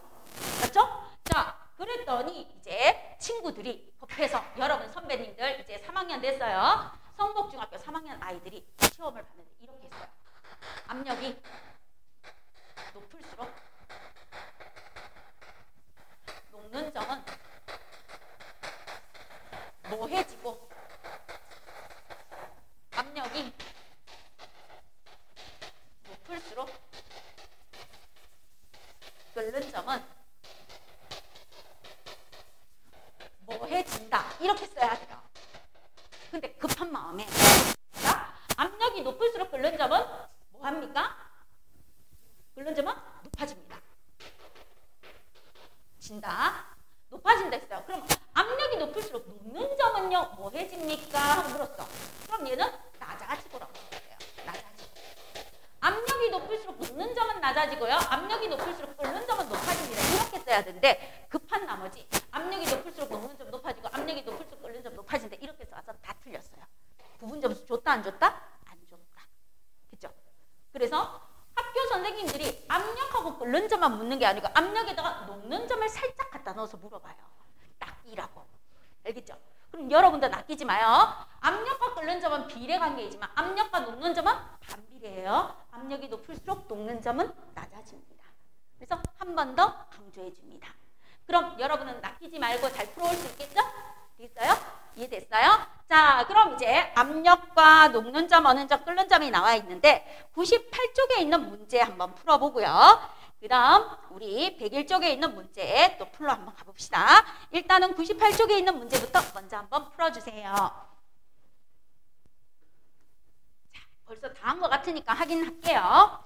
고체 물질이 녹는 동안 온도가 일정하게 유지됩니다. 고체 물질이 녹는 동안 온도가 일정하게 유지돼요. 녹는 점이라고 해주시면 돼요. 됐죠? 그 다음 두 번째, 액체 물질이 고체로 변하는 동안, 액체가 고체로 상태 변하는 동안 온도가 일정한 구간은 어는 점이라고 해주시면 되겠죠? 그래서 1번 문제 틀린 친구는 아무도 없을 거고요. 2번도요. 순물질은 가열하는 불꽃의 색이나 물질의 양에 관계없이 녹는 점과 어는 점이 일정하고, 녹는 점은 어는 점하고 같이 물질의 종류에 따라 다름으로 물질의 특성이 됩니다 하고 해주시면 돼요. 자, 그 다음 끓는 점에서 이제 우리가 무엇을 봤습니까? 그러면 끓는 점은요, 보통 평상시 1기압일 때 물은 100도씨에서 끓지만 압력이 높아지면 끓는 점이 높아집니다. 압력솥. 압력이 낮아지면 끓는 점이 낮아집니다. 높은 산 위에서 밥을 하면 밥이 설익어요. 그 다음 둥근 플라스크를 거꾸로 세우고 차가운 물을 부어주면 플라스크 내부의 수증기가 줄어들면서 압력이 감소해서 물이 다시 끓어오릅니다. 그거까지 설명해줬어요. 자, 그러면 이제 물질의 세 가지 상태를 구분합니다. 온도와 물질의 세 가지 상태. 자, 물질의 세 가지 상태는 고체, 액체, 기체가 있어요. 그럼 보세요. 요겁니다. 보통 1기압이에요. 1기압. 실온이에요. 실온. 상온입니다. 상온. 상온은 20에서 25도씨 사이를 말해요. 20에서 25도씨 사이를 말하는데, 자, 요것만 이해하시면 문제 푸는 건 다 돼요. 20에서 25도씨인데 녹는 점과 끓는 점이 나보다 온도가 둘 다 낮아요. 예를 들어 녹는 점이 마이너스 210도씨고요. 끓는 점이 마이너스 183도씨래요. 자, 그러면 녹는 점과 끓는 점이 나보다 온도가 둘 다 낮죠? 그럼 얘는 이미 끓어서 무슨 상태가 되었다? 이미 끓어서 기체 상태가 된 거예요. 기체 상태. 그럼 우리 공기 중에 있는 질소, 산소, 아르곤, 이산화탄소, 헬륨 이런 아이들은 기체 상태로 존재하는 거예요. 녹는 점과 끓는 점이 우리 일상 온도보다 낮아서 기체 상태로 존재하는 겁니다. 됐습니까? 자, 그 다음 두 번째, 녹는 점이 0도씨예요. 끓는 점이 100도씨예요. 자, 그러면 나는 녹는 점보다는 온도가 높아요. 그런데 끓는 점보다는 온도가 낮아요. 그럼 녹는 점과 끓는 점 사이에 내가 들어가면 나는 무슨 상태인 거예요? 액체 상태예요. 녹았는데 못 끓었어요. 그죠? 자, 그 다음 녹는 점이 1538도씨예요. 철. 우리가 가장 많이 쓰는 아이. 그럼 끓는 점이 얼마입니까? 봤더니 끓는 점이요 2950도시래요. 자, 그럼 나보다 녹는 점, 끓는 점이 둘 다 높아요. 무슨 상태가 돼요? 고체 상태가 되는 거예요. 고체. 됐죠? 됐어요? 자, 그런데 우리 화살표가 어떻게 나옵니까? 하고 나오는 거예요. 화살표가 어떻게 나와줘요? 하고 물으면 여기에서 이제 이렇게 볼게요. 이런 식으로 나와요. 화살표가. 이런 식으로 나오는데 여기에서 누가 들어갑니까? 하고 나오고 여기에서 누가 들어갑니까? 하고 나와줘요. 여기에서 들어가는 아이가 누구예요? 하고 물으면 끓는 점이에요. 끓는 점. 여기에서 들어가는 아이가 녹는 점이에요. 그럼 녹는 점보다 온도가 훨씬 높은 아이로 있어요. 고체 상태가 되는 거예요. 그리고 녹는 점과 끓는 점 사이에 있어요. 누가 되는 거예요? 액체가 되는 거예요. 끓는 점이 나보다 온도가 낮아요. 뭐가 되는 거예요? 기체가 되는 거예요. 그런데 이거를 갖다가 화살표를 요렇게 돌려요. 요렇게 돌려요. 시험 문제 풀 때 우리 일반적으로 공부할 때 요렇게 돌려줍니다. 요렇게 돌려줘요. 요렇게 돌려주면 어떻게 나옵니까? 그러면 화살표가 요렇게 나와줘요. 요렇게 나오면서 여기에 뭐가 있어요? 녹는 점. 여기에 뭐가 있어요? 끓는 점. 그럼 이렇게 돼요. 녹는 점보다 온도가 높아요. 무슨 상태로 존재한다? 고체 상태. 녹는 점과 끓는 점 사이에 들어가요. 액체 상태. 끓는 점보다 온도가 훨씬 낮은 곳에 있습니다. 기체 상태. 요렇게 화살표가 나오는데 요 말이 요거였어요. 됐죠? 요거를 갖다가 요렇게 되어 있는 걸 요렇게 눕혀서 나와주는 겁니다. 알겠습니까? 그래서 요거를 이해하면 이 화살표가 나왔을 때 뭔 말인지 이해가 돼요. 근데 화살표만 딱 보면 어쩔 뭐 이렇게 되는 거예요. 그런데 머릿속에 요거를 기억하면 돼요. 아, 기존 온도가 있을 때 녹는 점과 끓는 점이 나보다 온도가 다 낮으면은 이미 끓어서 기체 상태. 내가 녹는 점과 끓는 점 사이에 들어가면 무슨 상태? 녹았는데 못 끓었으니까 액체 상태. 나보다 온도가 두 개 다 높으면 녹았으니까 무슨 상태로 존재한다? 고체 상태. 아, 녹는 점보다 온도가 높은 고체 상태. 녹는 점과 끓는 점 사이에 있으면 액체 상태. 끓는 점보다 내가 온도가 높아요. 기체 상태라는 뜻이구나. 요거를 요렇게 해서 이해해 주시면 돼요. 그럼 물질의 세 가지 상태 온도에 따라서 구분하는 거 문제 풀 수 있겠어요? 될 것 같아요? 이해됐어요? 이해됐어요? 건이야 이해됐어? 자, 그럼 이제 문제 101쪽에 있는 거 한번 풀어보고요. 뒤에 나오는 문제도 한번 풀어볼게요. 101쪽의 학습 내용 체크 한번 해주십시오. 역시 레디반이다. 자, 그럼 다 했다고 하니까 확인 들어갈게요. 순물질은 가열하는 불꽃의 색이나 물질의 양에 관계없이 항상 끓는 점, 녹는 점, 어는 점이 일정해야 되겠죠. 그쵸? 일정합니다. 그래서 물질의 특성이 되는 거예요. 외부의 압력이 높아지면 압력이 높아지면요 끓는 점 높아진대요 해주면 되겠죠. 그쵸? 높아지고요. 그 다음 외부의 압력이 낮아지면 끓는 점도 낮아진대요. 끓는 점과 압력은 비례관계입니다. 비례관계. 자, 물의 녹는 점은 실온보다는 낮고 끓는 점은 실온보다 높아요. 자, 물의 녹는 점은 실온보다는 낮고 끓는 점은 실온보다 높대요. 그럼 무슨 상태? 액체 상태가 되겠죠? 그쵸? 액체 상태. 그 다음 혼합물의 끓는 점, 녹는 점, 어는 점은 일정하지 않죠. 혼합물은 순물질은 녹는 점, 어는 점, 끓는 점이 일정하지만 혼합물은 녹는 점, 어는 점, 끓는 점이 일정하다, 일정하지 않다? 일정하지 않습니다 하고 나와주는 겁니다. 그럼 여러분 교재에서 뒤로 한번 넘어가 봐요. 몇 쪽을 펴주시는가 하면요 108쪽 한번 가볼게요. 자, 108쪽에 5번하고 6번 보겠습니다. 108쪽에 5번, 6번 봐주세요. 고체의 용해도 그래프예요. 고체의 용해도 그래프. 오른쪽 그림은 4가지 고체 물질의 용해도 곡선입니다. 80도씨에서 4가지 고체 물질의 포화 용액 중에서 용해도가 가장 작은 물질은요. 거기 줄 거. 용해도가 가장 작은 물질은요. 그래프의 기울기가 가장 작은 것이라고 적어주세요. 용해도가 가장 작은 물질은 그래프의 기울기가 가장 작아요. 그럼 그래프의 기울기가 가장 작은 거 답 누가 되겠어요? 그렇지! 염화나트륨. 완전 잘했습니다. 자, 그 다음 6번 갈게요.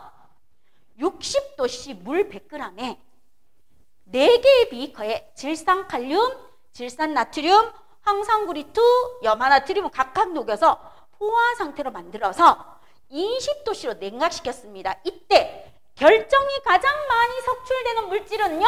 그래프의 기울기가 제일 큰 거 찾아라 이 말이야. 우리 했던 거. 결정이 가장 많이 석출되는 건 그래프의 기울기가 가장 큰 아이. 그럼 누가 되겠어요?